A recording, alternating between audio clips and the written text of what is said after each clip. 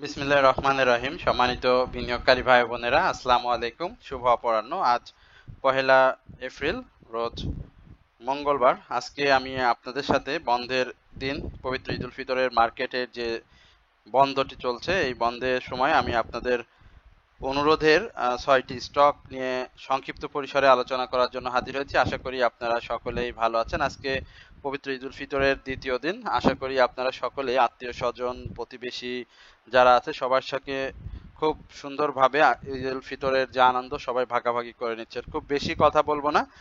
আজকে যে ৬টি স্টক নিয়ে কথা বলবো সেটি খুব সংক্ষিপ্ত পরিসরে, এবং এই ৬টি স্টক আপট্রেন্ডে যাওয়ার জন্য প্রস্তুত হয়ে আছে। আপনাদেরকে আমি আমার চ্যানেলের মাধ্যমে বিভিন্ন সময়ে আপনাদেরকে বিভিন্ন স্টক দিয়ে ধারণা দেওয়ার চেষ্টা করি। আপনাদেরকে আমি বিভিন্ন সময়ে স্টকগুলোর অবস্থান সম্পর্কে আপনাদেরকে জানানোর চেষ্টা করি। যেহেতু আমার এই চ্যানেলটি আপনাদের অনুরোধের চ্যানেল নিয়ে বেশি আলোচনা করা হয়, আমি কোনো স্টক ওয়াচ লিস্ট আপনাদেরকে দিয়ে থাকি না, এবং আমার চ্যানেলে যে ধরনের স্টকে প্রাইস অ্যাকশন হয় এবং যে ধরনের স্টক ভালো করবে আগামী দিনগুলোতে সেই সমস্ত স্টক নিয়ে আলোচনা হয়ে থাকে। সুতরাং যারা আজকে প্রথমবারের মতো আমার এই চ্যানেলে আমাকে শুনছেন, আমি তাদেরকে বিনীতভাবে অনুরোধ করব অবশ্যই আমার চ্যানেলটি সাবস্ক্রাইব করার জন্য। একই সঙ্গে আপনাদের যদি কোনো অনুরোধের স্টক থাকে সেটি অবশ্যই আপনারা কমেন্টসে আমাকে লিখে জানাবেন, আমি অবশ্যই সেটি নিয়ে কথা বলবো। এছাড়াও যারা প্রতিনিয়ত আমাকে শোনেন তাদের সবাইকে আন্তরিক ধন্যবাদ এবং কৃতজ্ঞতা প্রকাশ করছি। আপনারা দেখতেই পাচ্ছেন আমি প্রথমেই যে ছোট্ট এক প্রাইজের স্টকটি নিয়ে আপনার সাথে কথা বলতে চাচ্ছি সেটি হচ্ছে বিবিএস, বাংলাদেশ বিল্ডিং সিস্টেম। এই স্টকটি নিয়ে, ইঞ্জিনিয়ারিং সেক্টরে এই স্টকটি নিয়ে আপনাদের সাথে আলোচনা করার জন্য হাজির হয়েছি, এবং আপনাদের অনুরোধের স্টক। আপনারা জানেন যে স্টকটির ইয়ারলি লো ছিল 52 সপ্তাহে 9 টাকা। সেখান থেকে স্টকটি কিন্তু বেশ ভালো একটি আপ ট্রেন্ড ক্রিয়েট করেছে এবং ভালো প্রফিট টেকিং এর সুযোগ করে দিয়েছে। আমি এই বাংলাদেশ বিল্ডিং সিস্টেম লিমিটেড অর্থাৎ বিবিএস সম্পর্কে বলতে চাই। এই স্টকটিতে আমার ব্যক্তিগত অভিমত যেটি, আমি এই স্টকটিতে 21 টাকায় ফ্লোরে এই স্টকটিতে আমি বিনিয়োগে ছিলাম, এবং সেখান থেকে এই স্টকটি আমি এক সময় এভারেজ করি। যখন তার ডাউন ট্রেন্ড ক্রিয়েট হয়, আমি বলি আপনাদের সাথে আমার ব্যক্তিগত যে অভিমত সেটি শেয়ার করছি। আমার এক সময় ছিল যেহেতু, এবং এখনো এই স্টকটি আমার কাছে রয়েছে, এবং সেই কি অবস্থাতে রয়েছে এবং কি প্রাইসে রয়েছে সেটিও আমি আপনাদেরকে বলবো। আমার এই বিবিএসটা আমার কেনা ছিল 21 টাকায়। আমি সেখান থেকে ডাউন ট্রেন্ডে চলে আসে যখন 19 টাকা থেকে 17 টাকা, তখন আমি স্টকটি অ্যাভারেজ করার চেষ্টা করি, এবং অ্যাভারেজ করতে গিয়ে আমি যে লক্ষ্যটি করি যে তার যে পূর্বে যে সাপোর্টগুলো, সেই সাপোর্টগুলো ভেঙে ভেঙে ডাউন ট্রেন্ডে চলে আসে। আমি তখন স্টকটির অল্প কিছু মানে স্টক বাই করে অ্যাডজাস্টমেন্ট করার চেষ্টা করি, বাট আমি যখন সেটা থেকে বুঝতে পারলাম যে স্টকটি ভালো করবে কিন্তু আবার ডাউন ট্রেন্ডে চলে আসবে, এবং সেটি খুব বেশি পরিমাণে ফেস ভ্যালুতে হয়তো বা অবস্থান করবে, আমি এই ধরনের একটা চিন্তা ভাবনা করতে থাকি, এবং সেটি সে করে। এবং 12 টাকায় থেকে স্টকটি যখন 13 টাকা 70 পয়সা বা 14 টাকা এই লেভেলে যখন অবস্থান করছিল, আমি তখন একবারে 40,000 শেয়ার আমি বাই করি। যেহেতু আমার 10,000 শেয়ার ছিল পূর্বের, আমি আপনাদের সাথে বলি, পরে আরো 40,000 শেয়ার করে 50,000 শেয়ার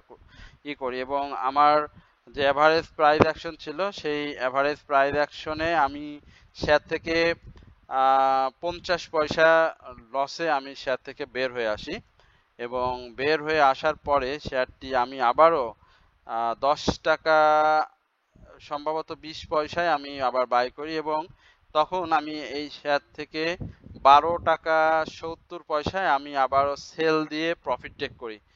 এবং এখন পর্যন্ত আমি এই স্টকটিতে এন্ট্রি জোন যেটি বলবো, সেই এন্ট্রি জোন কিন্তু রয়েছে আমার 12 টাকার আশেপাশে। অর্থাৎ আমি এখন পর্যন্ত এই স্টকটি বাই করে প্রফিট টেক করে ভালো একটি অবস্থানে রয়েছে, সেটি আপনাদেরকে জানালাম। অনেক সময় আপনাদের অনুরোধের স্টক নিয়ে কথা বলি, সে ধরনের স্টক আমাদের হোল্ডিংয়ে থাকে, তাই বিষয়টি আপনাদের সাথে শেয়ার করলাম। এখন বিবিএস এর যে অবস্থা, বিবিএস এর সাপোর্টে রয়েছে, এবং এই সাপোর্টটাকে খুব সুন্দর করে রেসপেক্ট করবে। আপনাদেরকে বলে রাখি, এই সাপোর্টটাকে খুব সুন্দর করে রেসপেক্ট করবে।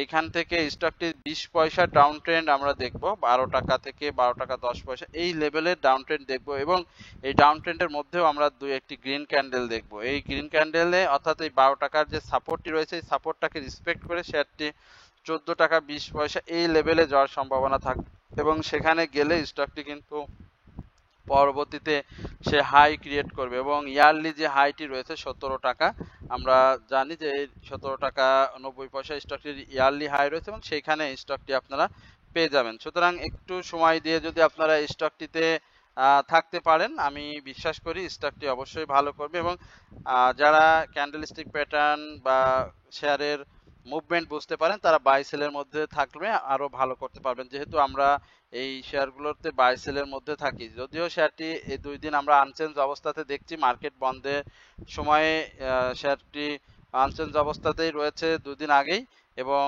নতুন করে হিস্টোগ্রামের বার এমএসিডি মুভিং অ্যাভারেজে আমরা শেয়ারটি সেল সিনারি দেখছি। সুতরাং ইঞ্জিনিয়ারিং সেক্টরে যে মুভমেন্টটি রয়েছে সেই মুভমেন্টে ধরে রাখলে স্টকটি কিন্তু ভালো করবে এবং এই ছোট স্টক আমার কাছে যেটি মনে হয় যে তার যে পূর্বের রেকর্ডগুলো রয়েছে সেই রেকর্ডে কিন্তু সে টাচ করবে। সুতরাং একটু সময় দিলে বাংলাদেশ বিল্ডিং সিস্টেমের এই বিবিএস ভালো করবে। তো এই হচ্ছে বিবিএস নিয়ে আমার সংক্ষিপ্ত পরিসরের আলোচনা। এরপরে আমি আজকে যে স্টকগুলো নিয়ে আপনার সাথে কথা বলবো প্রতিটি স্টকই খুব ছোট প্রাইস অ্যাকশনের স্টক এবং আপনারা এই স্টক সম্পর্কে জানতে চেয়েছেন, স্টকগুলোর ভবিষ্যৎ সম্পর্কে জানতে চেয়েছেন, প্রাইস অ্যাকশন সম্পর্কে জানতে চেয়েছেন।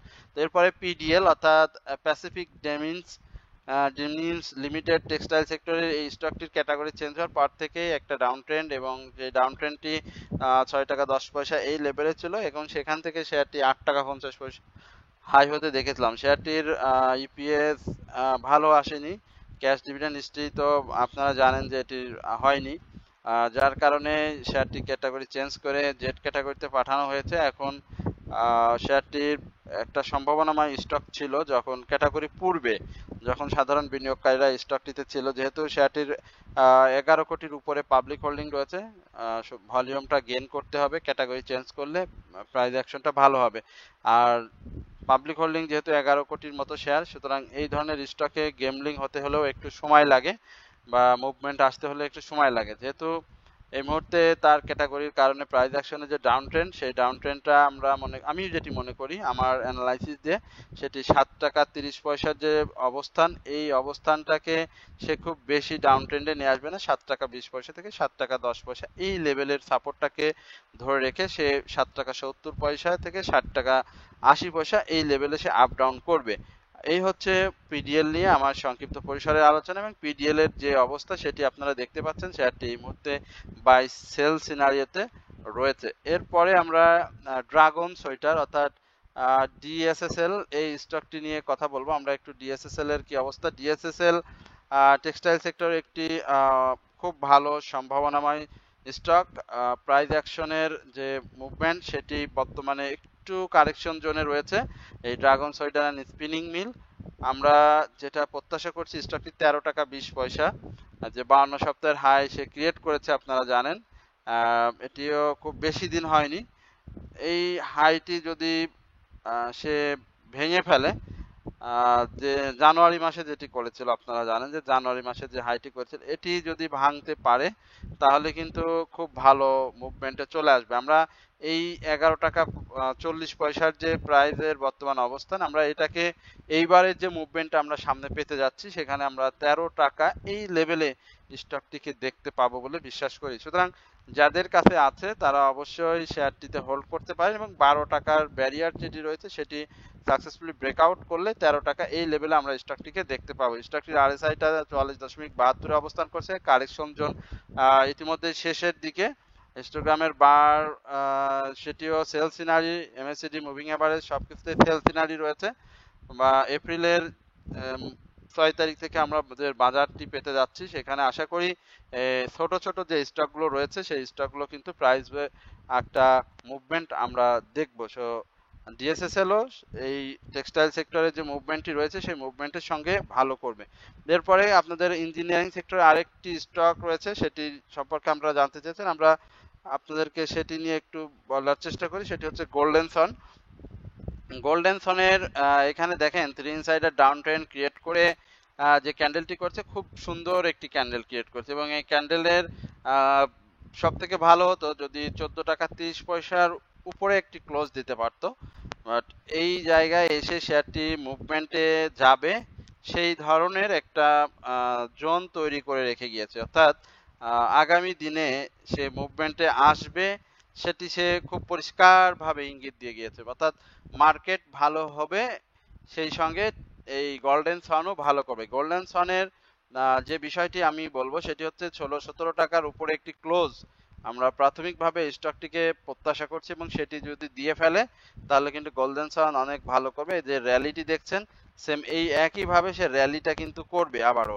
যে ইনসাইডার ডাউন ট্রেন্ডটি ক্রিয়েট করছে এইখানে, এই 14 টাকা 40 পয়সা থেকে 14 টাকা 50 পয়সার যে বাধাটি রয়েছে, সাইডওয়েজ মুভমেন্টের বাধা আমি বলবো, এই বাধাটা সে কেটে খুব ভালোভাবে ব্রেকআউট করবে, কারণ সে ভলিউমটা গেইন করার চেষ্টা করছে। আপনারা দেখতে পাচ্ছেন যে এখানে বেশ ভলিউম সে পেয়েছিল, এখানে এসে ভলিউমটা ডাউন ট্রেন্ডে গিয়েছে। এর আগেও যখন সে এই ধরনের ভলিউমটা ডাউনে চলে আসে তখনই কিন্তু সে র্যালি করে, অর্থাৎ আগামী দিনেও কিন্তু শেয়ারটি র্যালি করবে। হিস্টোগ্রামের বার এমএসসিডি মুভিং অ্যাভারেজ অনুযায়ী শেয়ারটিতে বাই সিগন্যাল রয়েছে। মার্কেটের যে প্রত্যাশিত যে মুভমেন্ট সেটি যদি আমরা পেয়ে যাই তাহলে অবশ্যই এই স্টকটি ভালো করবে। এরপরে লো পেইড স্টক একটি আপনাদের রয়েছে, আমরা অনুরোধের স্টক, সেটি হচ্ছে বিডি অটোকা। এই বিডি অটোকা নিয়ে অনেকেই জানতে চাচ্ছেন, আমরা একটু বিডি অটোকা সম্পর্কে আপনাদেরকে জানাই। বিডি অটোকা এটিও ইঞ্জিনিয়ারিং সেক্টরের একটি স্টক, পাবলিক হোল্ডিং একেবারে কম, মাত্র 27 লক্ষ শেয়ার। বিডি অটোকার যেটি হয়েছে যে হাইয়ের উপরে ক্লোজ যেটি দিয়েছে 93 টাকা 70 পয়সা, 93 টাকা, অর্থাৎ 93 টাকা হাই ছিল, তার উপরে ক্লোজ দিয়েছে, কিন্তু ক্যান্ডেলটি এখানে ভালো আসেনি। যদিও তার এই ভলিউম কম, পাবলিক হোল্ডিং শেয়ার কম, হিস্টোগ্রামের বারে এমএসিডিতে সেল সিগন্যাল রয়েছে, বাট এই সিগন্যালটা সে দ্রুত ক্রস করার চেষ্টা করছে। এটা যদি সে ক্রস করতে পারে এবং স্বাভাবিকভাবেই 101 টাকা থেকে 102 টাকার উপরে ক্লোজ, এবং সেটাকে ব্রেকআউট করতে হবে 104-এর উপরে, যদি করে ফেলে তাহলে স্টকটি ভালো করবে। স্টকটির 52 সপ্তাহে যে হাইট রয়েছে 120 টাকা, আমরা সেই জায়গায় স্টকটি দেখতে পাবো। বাট স্টকটির ক্যাশ ডিভিডেন্ড হিস্ট্রিটা খুব বেশি ভালো না, পি রেশিওটাও অনেক রিস্কি জোনে রয়েছে 780, ন্যাবও কিন্তু খুবই কম। তো এই লো পেইড স্টকগুলোতে যেটি হয় যে খুব অল্প সময়ের মুভমেন্টে শেয়ারগুলোতে প্রাইস অ্যাকশন হয়ে যায়। তো যাদের কাছে রয়েছে আমরা মনে করি বিডি অটো কার্ডস লিমিটেড থেকে আপনারা ভালো প্রফিট টেক করতে পারবেন, এবং সেই জন্য আপনাদেরকে একটু সময় এবং অপেক্ষা করতে হবে, এবং সেটি এপ্রিল মাসেই আমরা হয়তো শেয়ারটিকে একটা মুভমেন্টে পাবো। এবং 104 টাকার যে ব্রেকআউট বাধাটি রয়েছে সেটা যদি সম্পূর্ণভাবে সাকসেসফুলি করতে পারে তাহলে একটা নতুন গন্তব্য কিন্তু এই বিডি অটোকা তৈরি করে ফেলবে, কারণ স্টকটির প্রাইস এবং স্টকটির যে শেয়ার সংখ্যা সেটি কিন্তু খুবই কম, মাত্র 27 লক্ষ।